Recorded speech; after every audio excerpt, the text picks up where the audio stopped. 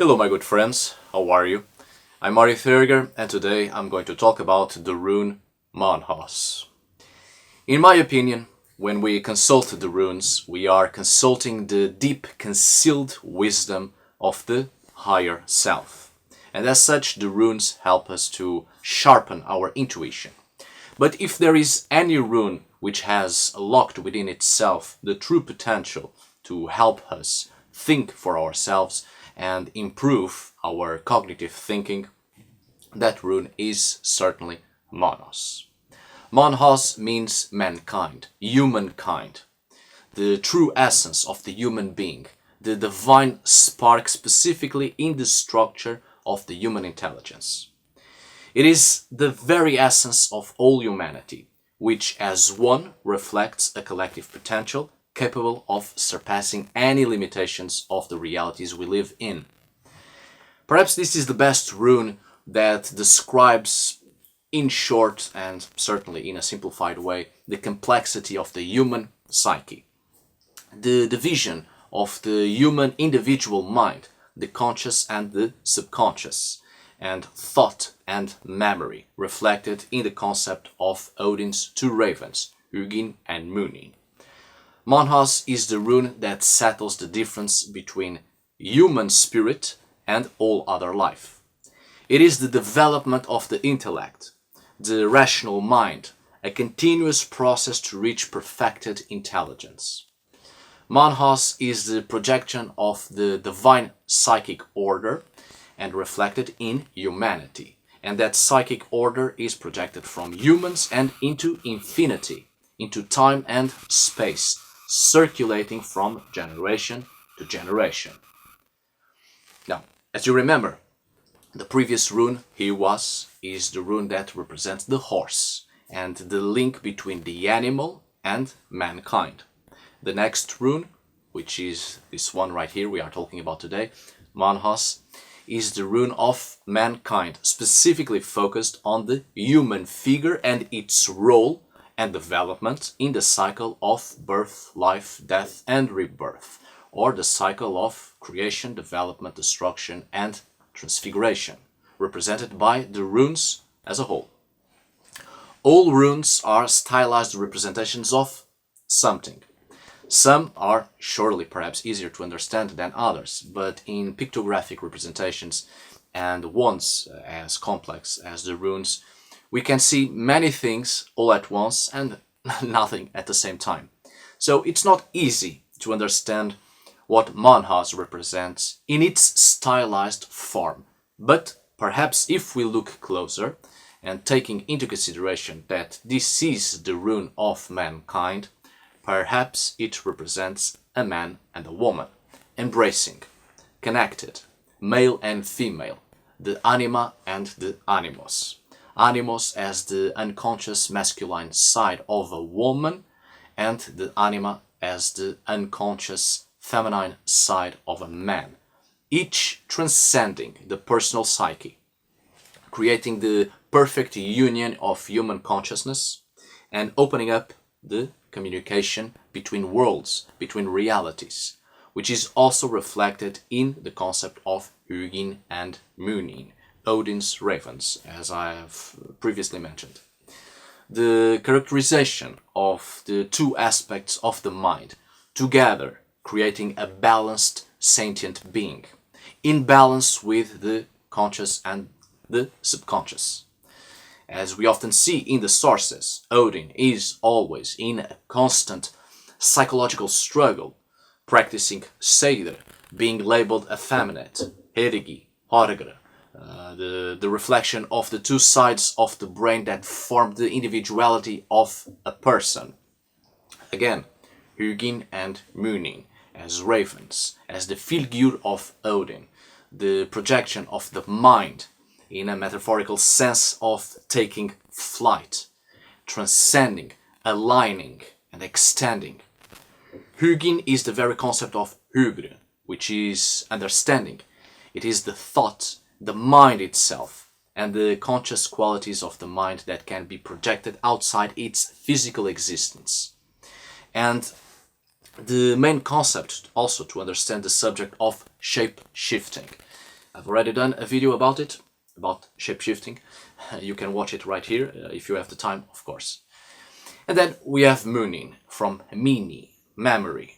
It is associative thinking, the memory of mankind, what lies in the past, what has been done, what is in the subconscious, all the events that led to this moment, the memory of the ancestors. It is the ability to remember and go back to the memories of the ancient days, the secret wisdom of our forebears. Hugin is the raven that flies into the future, and mooning is the raven that flies into the past.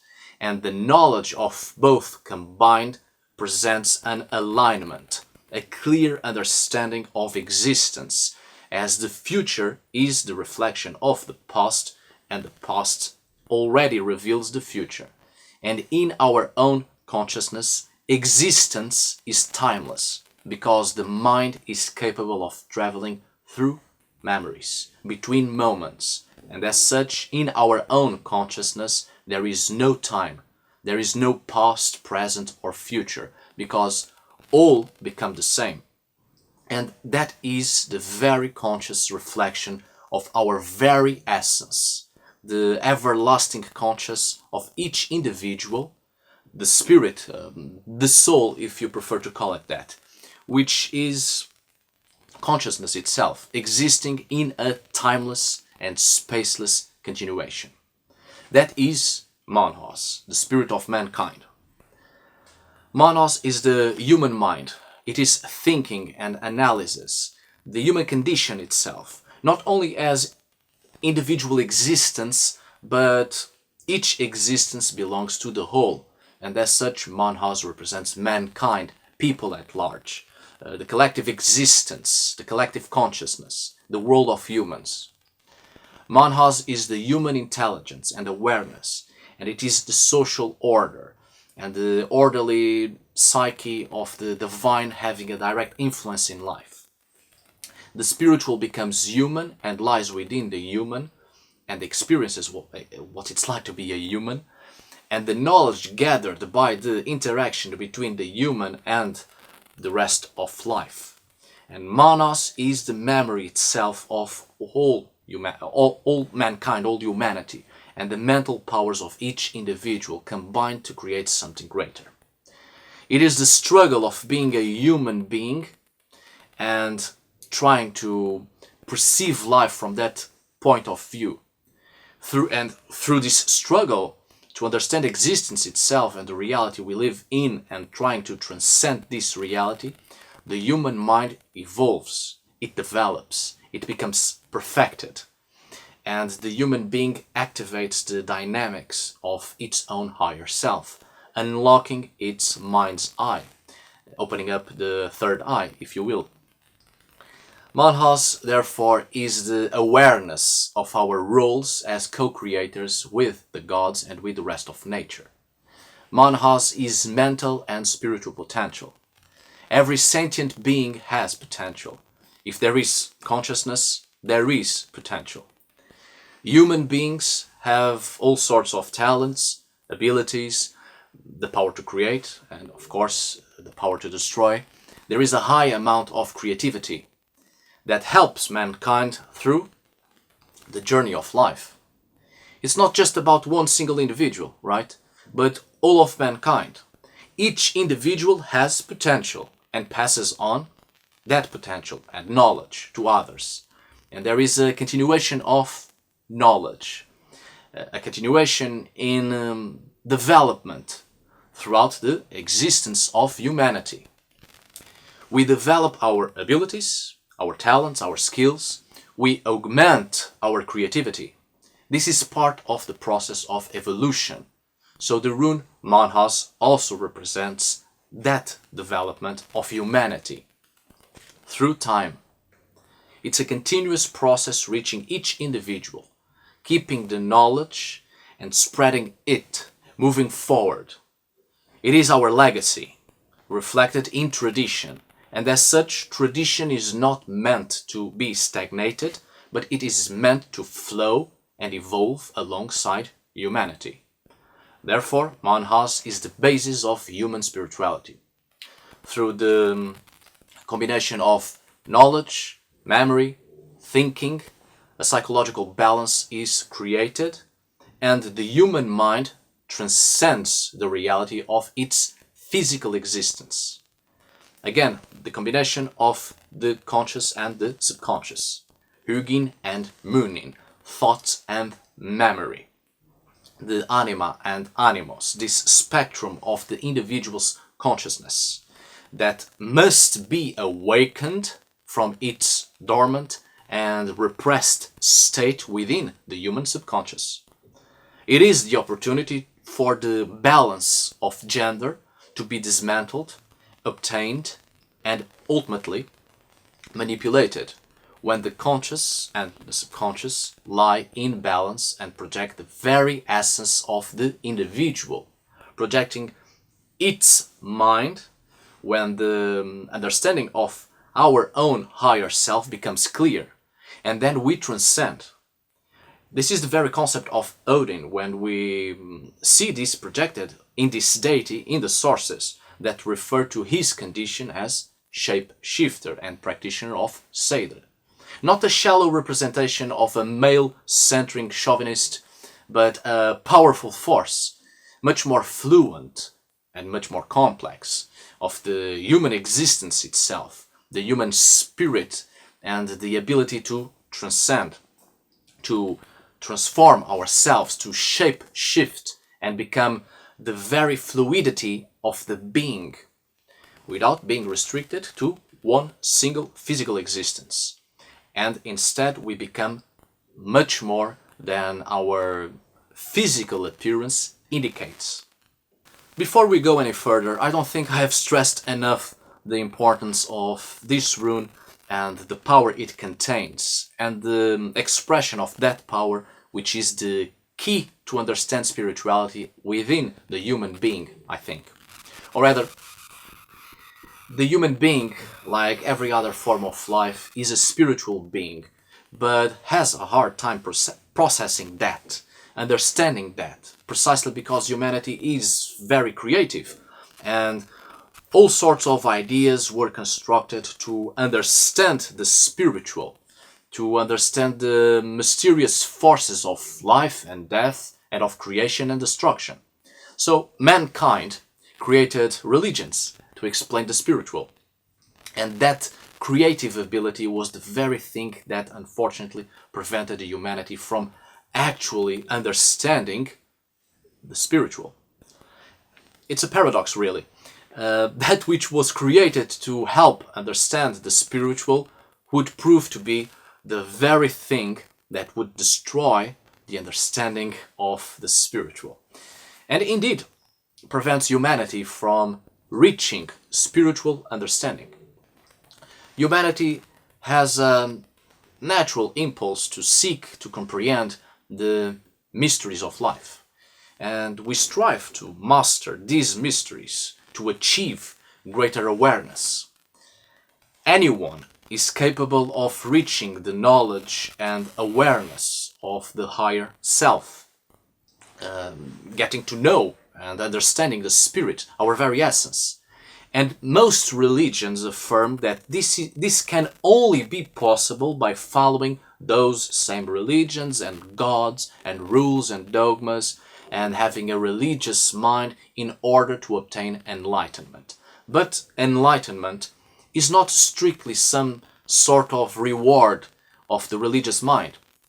There are no restrictions for enlightenment. Any human being has the potential to pave a path to become an enlightened being, without ever having to profess belief in any god or gods or any faith. All humans can rise to this state of enlightenment, trying to achieve a better version of our previous selves. Regardless of race or creed, each human being has the ability to witness a state of unity with its higher self and find the divine within itself. And this is the essence of Mannaz, in my opinion. It is human potential. Remember that in Norse mythology, as well as in many other pagan mythologies and tribal mythologies, and of course animistic world views, mankind derives from the divine, a direct connection with the divine, as human beings are seen as the offspring of the gods themselves. Unlike most monotheistic religions that reflect that mankind is required or is obliged to have a link with the divine, like a contract of sorts, and there is this sense of subjugation. Unlike that, many ancient pagan mythologies, including Norse mythology of course, understand that human beings are the direct descendants of the divine. Mankind is not seen as being below or above the gods, but is understood to be equally with the gods. And this reflects an attainable human potential. Through our personal commitment and relentless study, we can achieve divinity because we are already the offspring of the divine. So, as all creatures are, and we are not above nor below, but in equal terms and all part of a whole. Mannaz is the human consciousness always seeking wisdom and insight to continue its evolutionary process and progress, always towards a better and higher version of our previous selves. Human beings seek to find the knowledge of the past and also new knowledge yet to be discovered. And so the human mind strives to transcend and seek knowledge in other realms of existence. Mannaz doesn't just reflect the concept of mooning, memory, the very concept of mini and associative thinking and the memory of the past. Mooning is also reflected in the giant Mimir or Mimir, which is the personification of timeless memory, of all knowledge, the knowledge of the past, present and future, the knowledge we strive to gain, both the knowledge that was already achieved and the knowledge yet to be discovered. The well of Mimir, which contains information, which provides answers to the deepest mysteries of life and death and existence itself. In short, Mannaz is the rune of human intelligence and the rational mind. The well of Mimir represents our collective unconscious or our ancestral memory, down in the depths of the brain. The mind is only able to transcend and achieve enlightenment if we work on our mind power to reach the depths of our very subconscious, where all the hidden knowledge is safely stored. Now let's talk a little bit about Norse mythology, somewhat related to this rune, of course, so we can continue to understand its basic meanings. In Norse mythology, there are a handful of creation myths, as you know it. One of them is the creation of the world, or the creation of the physical cosmos to harbor life, from the body parts of Ymir. I'm not going to develop in this video today this mythological account concerning Ymir, because I've made 1 hour long video about it, about Ymir, and you can watch it right here if you can, of course. However, it's interesting, this creation from the body parts of an anthropomorphic figure and its body parts resembling that of a human being. This is reflected in many Proto-Indo-European myths, which obviously later on extended to religious conceptions of the Indo-Europeans. The world having been created by the body parts of a cosmic being resembling a human being.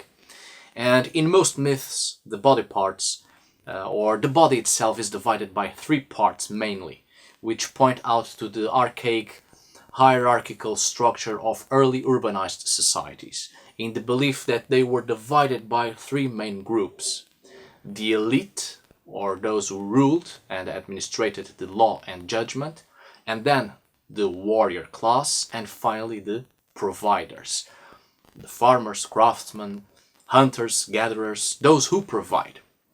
We shall get back to it, don't worry.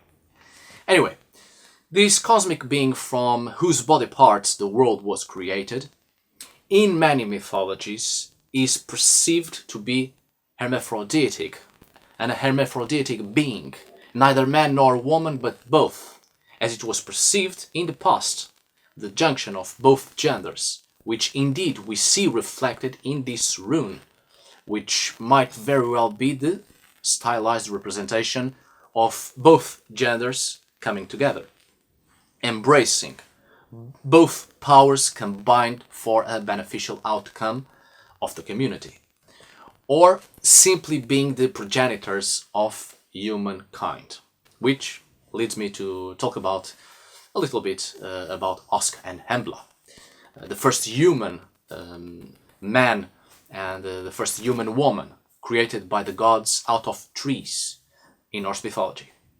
After the creation of the world from the body parts of Ymir, after the physical reality is created and order is established or implemented, the gods set about creating human beings out of a pair of trees, logs they find floating in the primordial ocean that eventually end up at the shore. Of course, parts of this myth are a little bit dubious as to their origins, if they are indeed pagan or later constructions to fit into monotheistic beliefs on the rise in Northern Europe since the early 10th century, but still, this myth obviously contains a lot of pagan animistic understandings as well. Humans coming from trees, and a clear understanding about the connection humanity naturally has with the natural world. But it's curious that in the Norse myths, humans are trees at first, just a body. They are just matter, just physical representation. And what makes them humans are the attributes given to them by the gods, showing a direct influence of the divine in the creation of humanity or waking up humanity. Not as strictly the sons or daughters of the divine in this case, but humanity's essence is directly linked to the divine source, as the gods gave to Osk and Hembla, the trees, the logs, gave them blood and senses, and gave them breath and life and speech, and gave them thinking, and gave them spirit. Without these attributes or primary characteristics, humans were only trees, only matter. And what makes humans special or different in this case is precisely the essence of the divine given to humans to wake them up and turn them into sentient beings. So again, we see here the divinity in humanity spoken before, the divine spark within humans. Of course, we have another Old Norse myth concerning the creation of humanity. Well, more like the creation of order within the human society, but to a certain extent, creation of humans as well, from the god Heimdall.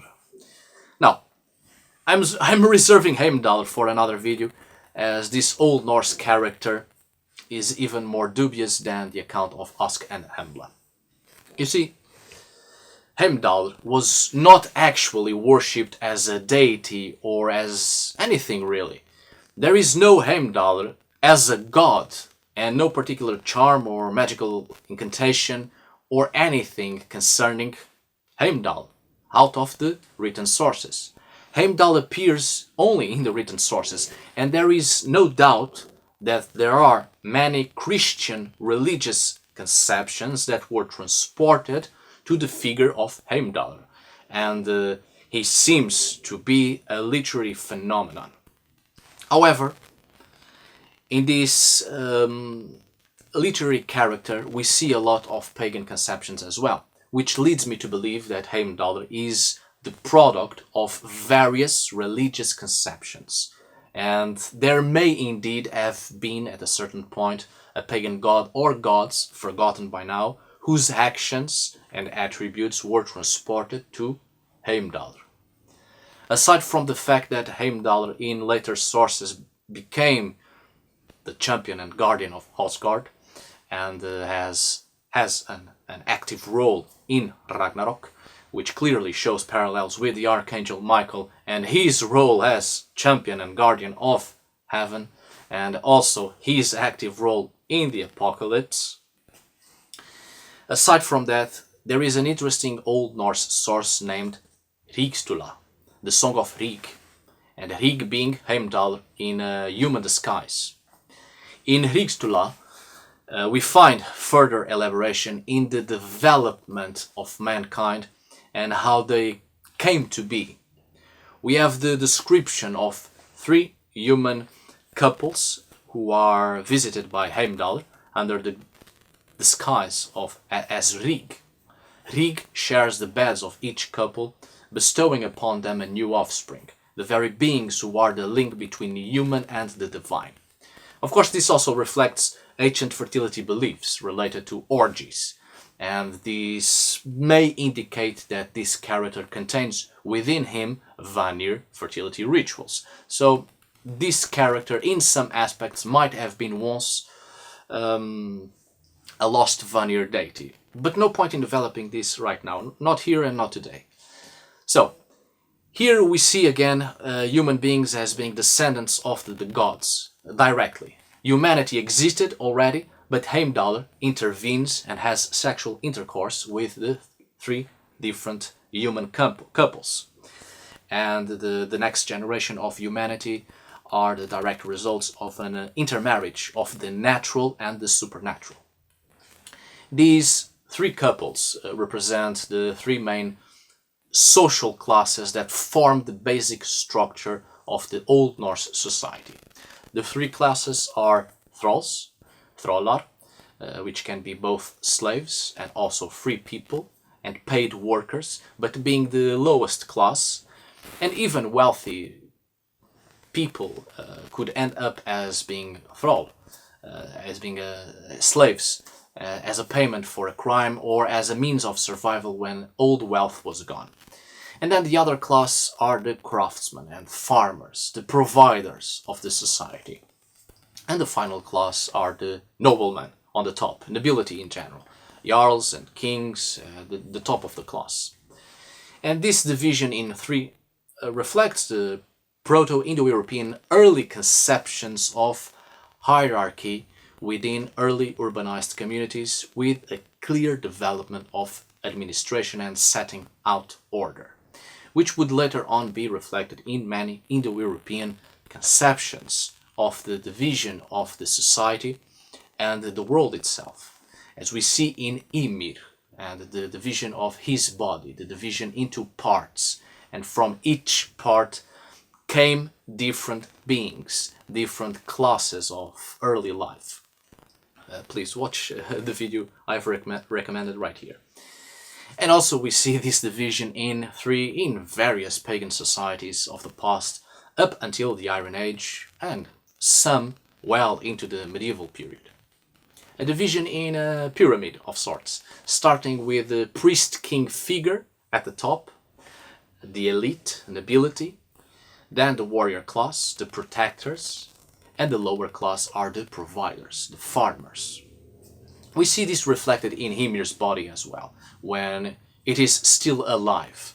From the upper part come the first beings, the first the divinity, the primordial creation, the divine in general, the rulers. And then from the torso, the warrior gods, more violent deities from Ymir's armpits. And from its feet come the rest, more crude forms of creation, which actually in the poem Rígstula, the lower class is characterized as being crude and rude, strong and ugly as well. This division of society into 3 is very characteristic of pagan societies, reflected in many mythological accounts as well as folk beliefs. And you will find the division in 3 many times throughout Norse mythology. Even the gods that gave Osk and Hembla their primary characteristics were 3 gods as well. But you shall find more information about this in the video I've done about Ymir, including the continental Germanic pagan belief in the god Tysto and his son Magnus, creator of the 3 principal Germanic tribes. Now let's talk about this rune when it appears in a rune reading, finally. Mannaz also represents the human rational mind, and as such, our ability to analyze and predict will naturally generate actions to cause effect, aiming to shape our individual and collective future. Our energies and abilities are positioned to shape a better version of ourselves and a better version of our society, if the most positive aspects of Mannaz are put to practice. If we put to practice our talents and abilities that will provoke a collective beneficial effect. If we put to practice the faculties that aid us in our progress to achieve happiness and balance and joy in life. If the aim is self-development, we and others can benefit from it. So when Mannaz appears in a rune reading in its upright position, it indicates a good time to extend your skills and involvements in life. Whatever gifts you have, now is the time to work on them and practicing and developing, striving to enhance all of your gifts and skills. Each one of us has a creative potential, and if we develop it, soon enough we will be rewarded for our effort if such creative potential is put to practice and explored and set loose upon the world. The appearance of Mannaz in its upright position is always related directly to the person who has asked the question, in a rune reading or in any divination process. This rune is very useful when it comes to our self-delusion. It can reveal that you have been deluding yourself and that you are not the person you thought yourself to be. Remember, we are all products of our existence and our experiences. So this rune urges you to take a good look at your own conduct before criticizing those around you. And pay special attention on the way others tend to perceive you, because your actions are always reflecting something about you. So observe and think carefully about the image you are passing on to others.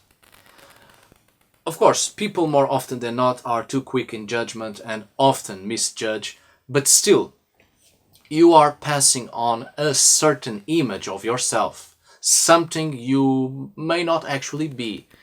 And the way others perceive you, or perceive us in general, can also be a good way to wake up from our self-delusions concerning our own person. So, when this rune is prominent in your rune reading, it is time for a resentment and an examination of your motives and aims.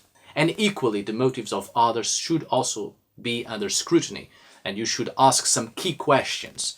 Questions to reveal the true purpose and intention before committing yourself to anything that will bind you to it. Many things in life require hasty decisions. You have to rapidly make up your mind, so you won't waste time and you won't waste any opportunity. But Mannaz is not a rune of haste. So if important decisions are to be made and Mannaz appears in a rune reading in its upright position, take your time. Consult a trusted advisor who has no personal interest in the situation and wait to see what develops. And also, legal affairs and far-reaching decisions are likely when this rune is drawn. But this is no reason to panic. If you slow down and look within yourself, it is likely that you will find the right solution. Only the clear will to change is effective at this point. A correct relationship with the higher self must be worked on, since it is from this point and the development of the self towards evolution, that all possible relationships with others and with the divine can and will easily flow and bring a positive outcome that will continue to help you in your process of self-evolution. Be honest and be modest. Whatever you are working on, whatever is your merit in it, your value, don't let it go to your head and cloud your self-analysis. It's very useful and good to give value to yourself, obviously, but everything has its limits, and everything that reaches an extreme point can easily turn into something quite negative and will work against you. Too much self-praise will create a delusional view of yourself. So moderate your behavior in those terms, of course, because only then can you have revealed to you the true direction of your life. You might think that you already know a lot about life, that you are wise beyond your years, and people start to praise you a lot, almost to the point that you start to feel above all others like a god. So indeed, be humble, be modest, and know that you have yet a lot more to learn. And what you know today is less than you will know tomorrow. And remember, your past self, that person in the past, your past version that knew so little and progressively built its way towards evolution. Evolution never stops. Self-development never stops if you are humble and know that you shall always be a student. Stay receptive to the impulses that flow from the divine inward and outward. Try to live a normal life, but in an original way. And always remember the ephemerality of life and focus on what remains. Nothing more is asked of you at this time, at this moment. This is a time of great personal growth and rectification above all. Rectification must come before progress, because you cannot expect a plant to grow if the soil isn't ready. No flower will ever bloom without pollination and without a fertile soil. And so in this way, the higher self will never bloom and flourish without first peace and quiet, without working first on the environment, especially the environment of your own mind. Inner struggles and the violence of your own thoughts will always prevent you from growing. So when this rune appears in a rune reading in its upright position, you must work to find peace and quiet in your inner self, so the true song of your life can be heard.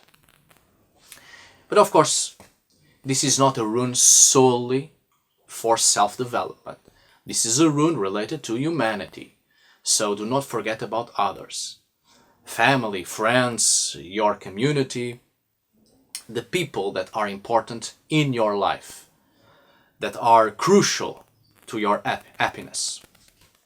Rectify those who really deserve your love and support and friendship, and understand if you too deserve their love and friendship and respect. This rune reminds us of our own fragile mortality.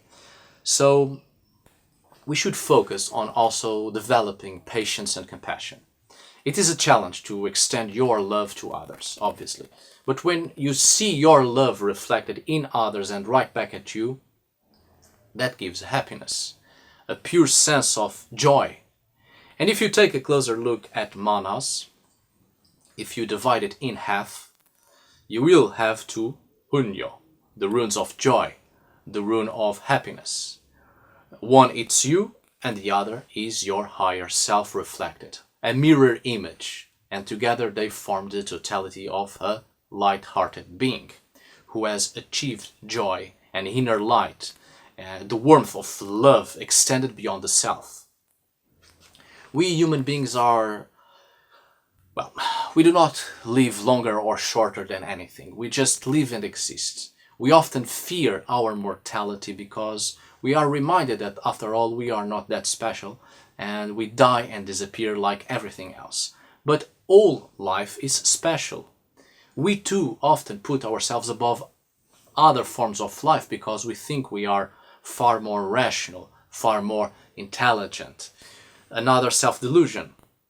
We are what we are, and we are just another form of life in the same spiritual ecosystem. And in this way, death should not be a case for fear. if we remember that we are not above or below anything, but instead we are part of a whole. And we all die like everything else, and we are transformed, and we transcend, and we become something else, and all life returns to this never-ending cycle. And change, evolution, transformation are necessary so life may continue to flourish. So think about your own time and what you should really do with it to make it worth it, to learn something with your mortal existence. You are not just flesh and bone, but also spirit. The divine spark lies within you, just as it lies within every form of life. You are part of a conscious whole. When Mannaz appears in a rune reading, in its upright position still, this is not the time to give credit or to give credit to your achievements or to focus on results. Instead, be satisfied for now with fulfilling your tasks without waiting for results. It is here, with this in mind, that the secret of living the philosophical view of the here and now resides.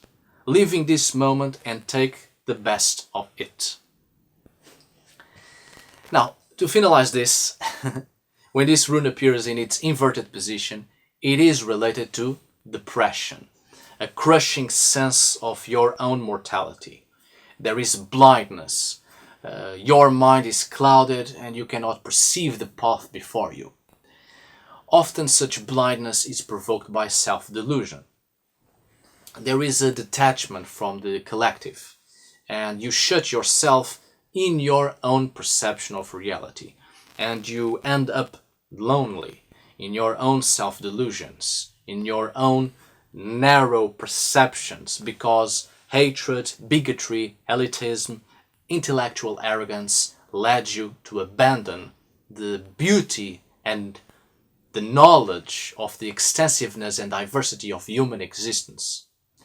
Inverted Mannaz may signify that your talents, your skills, your primary characteristics that make who you are and affirm your uniqueness and individuality that is needed for self-evolution, but also for the benefit of the whole, at this moment lie in a dormant state. Inverted Mannaz warns you that you should make the most of the opportunities that are before you while they last, while you can, because later on, soon enough, you will pass through a state of deep unconsciousness for a prolonged or indefinite period, and it may be as a result of severe injury or illness, but the likely scenario is due to your own arrogance, self-delusion, refusal in acceptance, and because of the hatred and violence that have been consuming you and took over you because you were not able to be rational. You might be suffering from lack of humanity, lack of compassion, lack of love, and lack of empathy, which will transform you into a misanthropic spirit of hatred.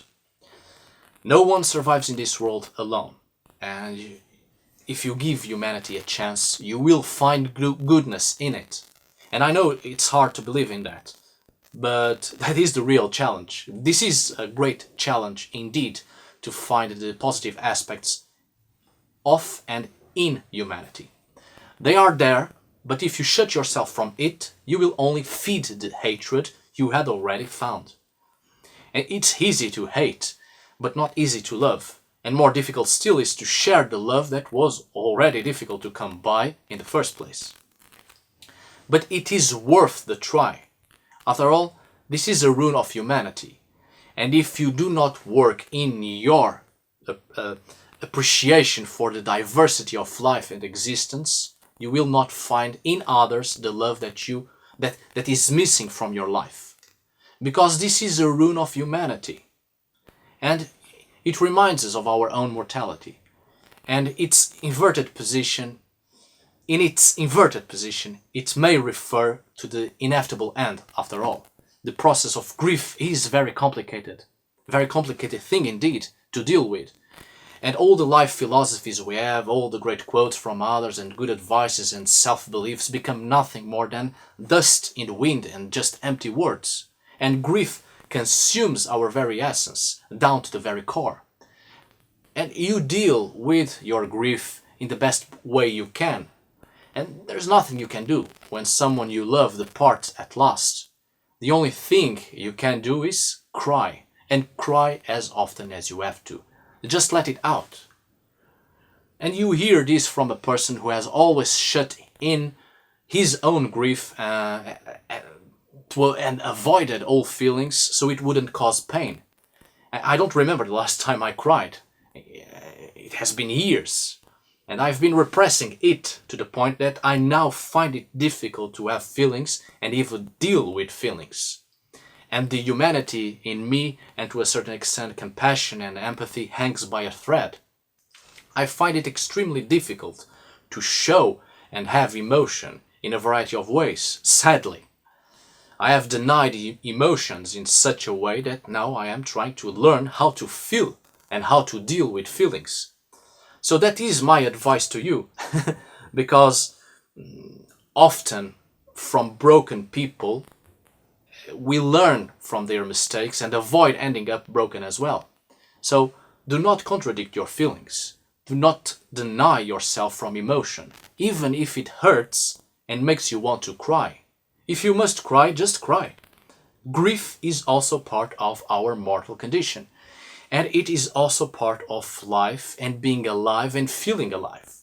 So in whatever way you choose to deal with grief, remember that you must not deny the humanity in you. And be true to your feelings always. And even if death is now the greatest subject in your life, do not ignore the life that continues to flow all around you. That is very important. Now, also, when this rune is inverted, you must be aware that someone close to you bears you ill will.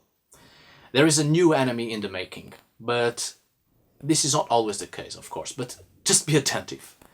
If you need advice on this matter, look for the next rune in your rune reading. After all, your actions may be passing a wrong image of you into others.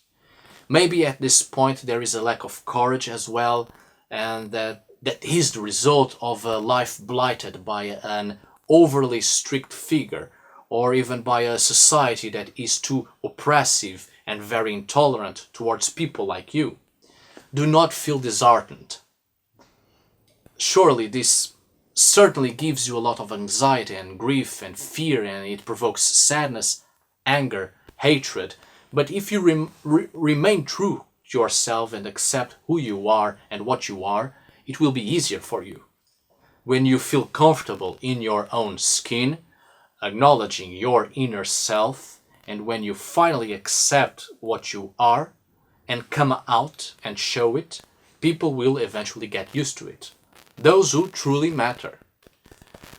You have to be the first person to accept who and what you are.